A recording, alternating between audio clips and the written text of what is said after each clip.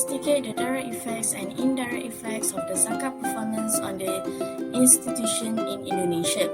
So according to Wahab and Rahman, they claim that despite zakat being a significant method of fair distributions and a unique practice designed to achieve a sustainable Islamic economic and social system, the majority of Muslim countries still continue to struggle with the low zakat collections. For example, the Indonesian zakat regulation have asserted that zakat may be used for the beneficial purposes that will help the underprivileged and raise general standard of living. So the indicators of the good governance include the voice accountability, the guidance that direct implementations, fairness, legitimacy, and voice. So now we will be moving on to the next part. So for the content review, so the purpose of this study is it will look into the direct and indirect outcome. So for the research method, the stakeholder theory was used to develop the theoretical model.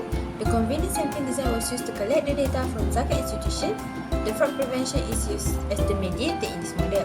So the research finding is the performance of zakat institution will be affected by good governance and fraud prevention. However, neither the direct nor the indirect relationship between zakat performance and fraud prevention was significantly impacted by the fairness concept of good governance.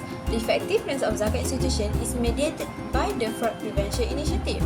For the practical implication, to increase the public trust, enhance their brand's reputation, perform better when collecting zakat. The zakat institution should train staff in forensic accounting according to Sharia. I think that's all. Thank you. Absence of zakat accounting standard. Without proper financial report, zakat payers have to ignore how the institution manages funds, whether according to the rules or otherwise. Lack of knowledge and experience in management, lower level exposure to Islamic studies on zakat management will disturb the development of Sharia compliant forensic accounting. Low compliance behavior of workers or auditors, unsatisfactory attitude will affect the integrity and accountability of the institution, especially zakat institution. Are the issue in the article interesting? Why? The authors say the management need to set up a proposal for the new procedure in forensic accounting. Here are the explanations. Other than that, the authors say forensic accounting courses need to be added in education syllabus. Here are the elaboration. The method and methodology used in this article are appropriate and deliberately done. The study was aimed at Indonesian zakat managers. The authors had chosen an appropriate population. Data was gathered using a convenient sampling technique. A 5-point Likert scale was used as the data type to simplify the alternative available to express the level of agreement. Only 142 of the 500 questionnaires were actually collected, giving a response rate of 28.4%. Other than that, response to survey questions are based on respondent experience, viewpoint, and preferences. We believe that the more data gathered from the respondent, the higher the quality of the responses of information research will gather. We agree as the author has successfully included important statistical tests showing strong connection between theory and results directed at actual population. However, there are a few critical sections on the results. The quantity of response gathered somewhat dubious due to the low turnout. Regardless of the limitation in the rate of response, the approach taken to enhance the quality of the model creates a strong acceptance of their reliability. There are 3 direct relationships and 1 indirect relationship. Overall, the result shows that the adoption of good governance was effective in supporting fraud prevention in zakat institutions of all principles of good governance except for fairness.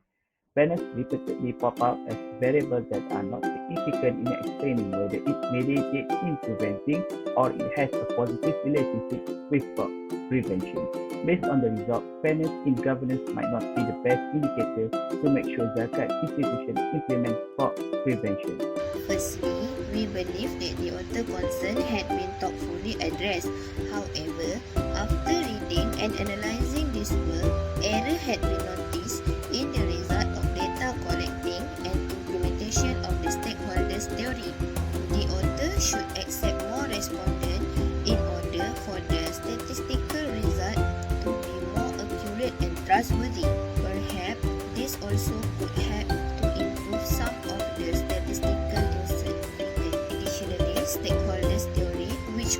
provides for governance components such as accountability, direction, fairness, legitimacy, and voice, has been found to be largely beneficial in supporting their study. Nonetheless, the relationship between fairness, fraud prevention, and zakat performance raises concern.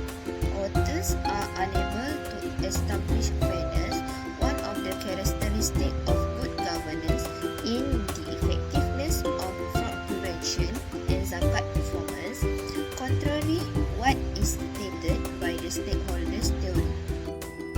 From the result, it shows that improved governance and fraud prevention will have an impact on the effectiveness of the zakat institution in Indonesia.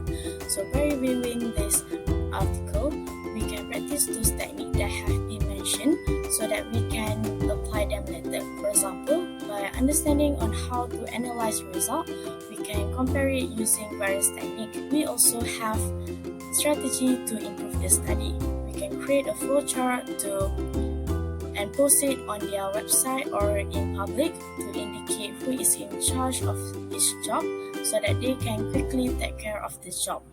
So Muslim in Indonesia will have a better grasp of how their funding is being dispersed. So if zakat institution in Indonesia were more transparent like this, it will gradually lessen their injustice.